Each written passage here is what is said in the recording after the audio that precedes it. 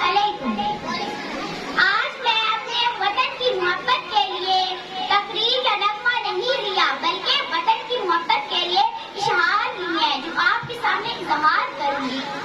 اے میرے وطن کے اداس لوگوں، نہ خود کو اتنا حقیر سمجھو کہ کوئی تم سے حساب مانگے، نہ خود کو اتنا قلیل سمجھو کہ کوئی تم سے اٹھ کر یہ کہے کہ وفائیں اپنی ہمیں لٹا دو، وطن پر ہمیں تھما دو۔